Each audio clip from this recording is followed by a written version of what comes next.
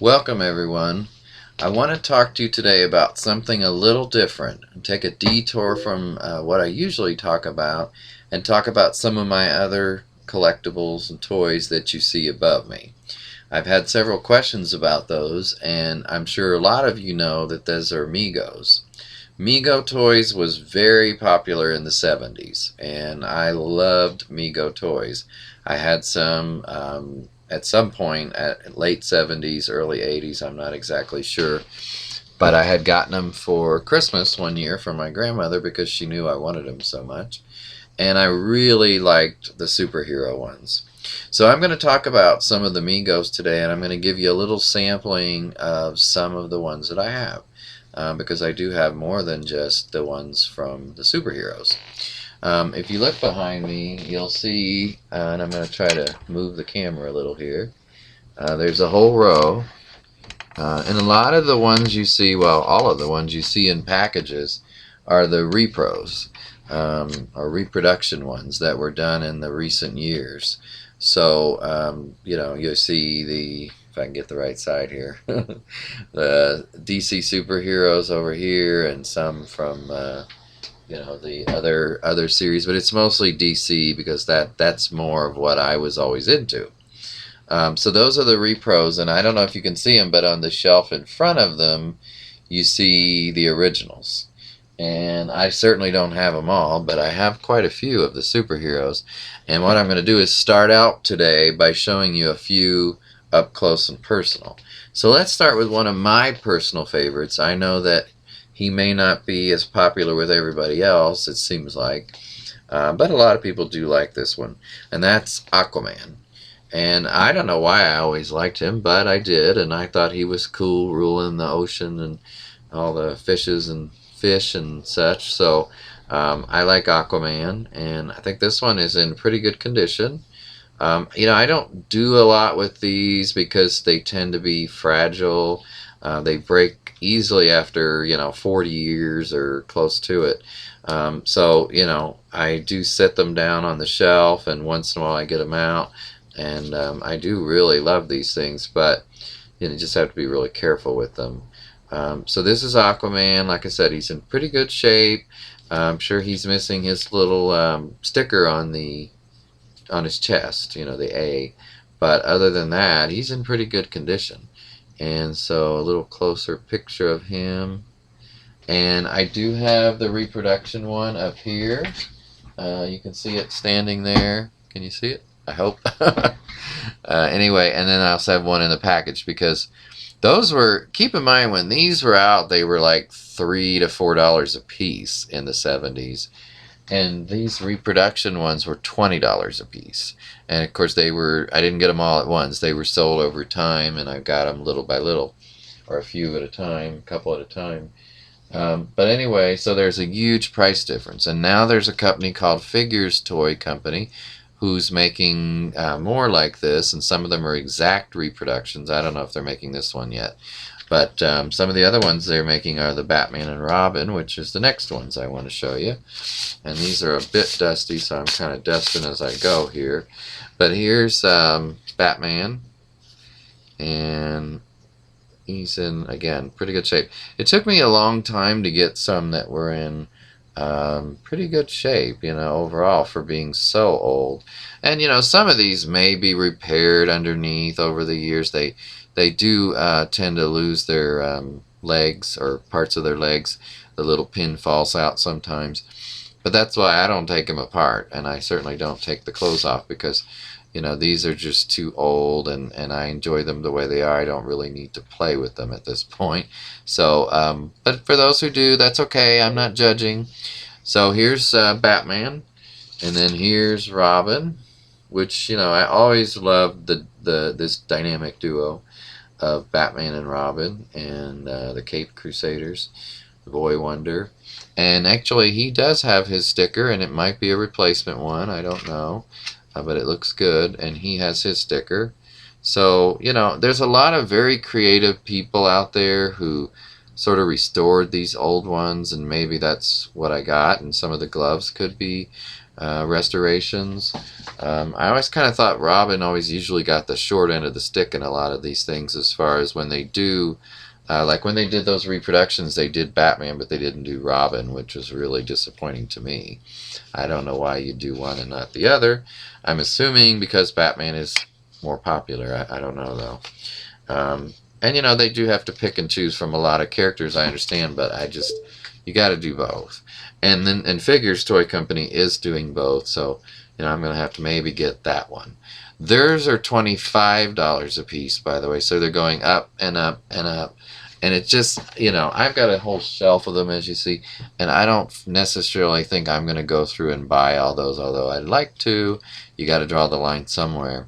And for me, that's where it's going to probably be. Not because they're $25, although that's part of it, but because I don't have the room. As you can see, I have some things that I'm still trying to find spaces to put. So do have to make some choices. So again, Robin is there. And then I want to show you some other figures they did, because as I said, they didn't just do superheroes. They also did Planet of the Apes and many other shows, both TV and some movies, many from that were popular back then. So here's one of the most recent Planet of the Apes figures that I got, and that's General Urko. So I can't remember exactly how much he was, but I want to say I got him for like $45 to $55 range, I think. And I wanted him for a long time. Had tried to get him on several auctions. Finally won this last year sometime. I think it was last year or the year before that. But that's part of a larger series that they did, and I just absolutely love Planet of the Apes. It's one of my favorite franchises and movies of all time. And so, I've had some of these for many years. Now, unfortunately, my Cornelius is rather wobbly, very loose, and I'm sure that could be fixed. But, I'm not too worried about it, since I just mainly keep him on display. And so, again, these are originals from the 70s. These are before they did reproductions. So, that's how I know. And also, here's Zira.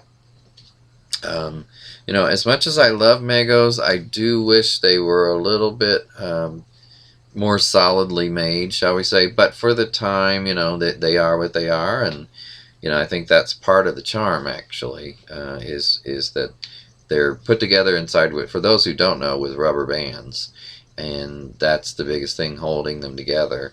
So over time they break, and so this is Zira.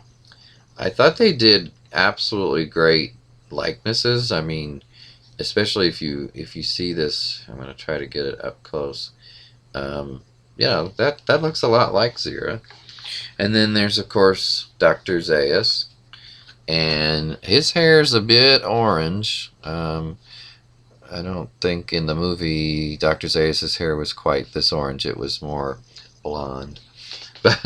But anyway, it looks really good, and I just absolutely, like I said, think this is a great set. I also have the Soldier Ape. I didn't bring him over right now, but so I have the 5. I think I have 5. And then if you look behind me, oops, wrong side. I'm still on the wrong side trying to do this.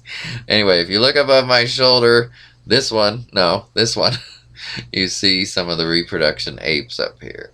So I've got those too, and those were really good. They only did the 4, I believe. Yeah, the 4 of them. But they didn't do Urko, but they should have. But they did those 4, and they're really good. And what I do love about those is they're in a resealable clamshell. So if you open them up, you can close them back up. Not like the old days when once you opened it, it was usually torn, I think, with a lot of kids. But it would have been impossible to get them back in there unless, I guess, you glued them. So that's the Planet of the Apes. And then, let's see, a couple more examples I want to show you is they did a Wizard of Oz collection, and I've got that set as well. By the way, the Good Witch Glinda in this set has completely fallen apart on me recently, unfortunately. But this Dorothy is still looking really good. Still in very solid shape. She's got the so-called ruby slippers. They're really red plastic in this case, but they pass for what they need to. And yeah, I thought this was a really pretty doll, actually, or figure. Some people get nervous when you use the word doll. So, and then let's see. Here's one other one I brought in just to represent the Wizard of Oz collection, and that's the Tin Man, because he was one of my favorite of the three friends was always the Tin Man. So I've got the others. I've got the whole set. This is from 30 years of collecting, or more in this case. Some of these I've had longer, maybe, but. The originals I actually had were lost in transition between moves as a child, so I don't actually have those, the ones I had as a kid, but these are replacements over the years from eBay mostly, or flea markets or something like that. So again, Dorothy and Tin Man. See, they're very. I just always thought they were great. I mean, they're great figures, and they look. I mean, if you look at his face up close, he really does kind of look like Jack Haley. So she doesn't look quite as much like Judy Garland, though, I didn't think, but she looks good. Um, and then the last one I wanted to share with you guys today are some of the Star Trek figures. And I have several to show you. I've got the whole set, and I was really glad when years later, I think it was Mccoy Toys did the reproductions, and they added in some of the crew members that had never been produced in the first release through Mego, which was like Sulu and Chekhov, and I think those were the only two that weren't produced. But if I'm wrong, you can let me know. So here's Captain Kirk, and looks actually a lot like him, I think. I mean, especially from back then. If I can get this right. If you look at the face mold, if I can get it clear here, yeah, he looks somewhat like him, from that time frame. Not now. He doesn't look like that now. And then Dr. McCoy, again, looks somewhat like him. Not as much, I didn't think. But he's got his little tricorder and other little gadgets here. I still think it's amazing how advanced Star Trek was. For some of the things we use today are similar. And last but certainly not least, on the ones I'm going to show today is the Lieutenant Uhura. And, of course, she was a history-making character on that show, being a black female and featured on that show. So, if I can get her skirt back to acceptable levels, I'm going to show you her. She's got her little dealie here too. I think she is probably missing something else, but I'm not positive on that. But not all the originals like this that I have all the pieces, obviously. But she does have that one, and of course her outfit. I've also got Spock, and let's see who else was in the original group. Scotty, I think, was. So anyway, with that, I'm going to wrap up for today, but I hope you enjoyed something a little different this time, and that is the Megos. By the way, I used to always call them Megos before I realized it was pronounced Mego.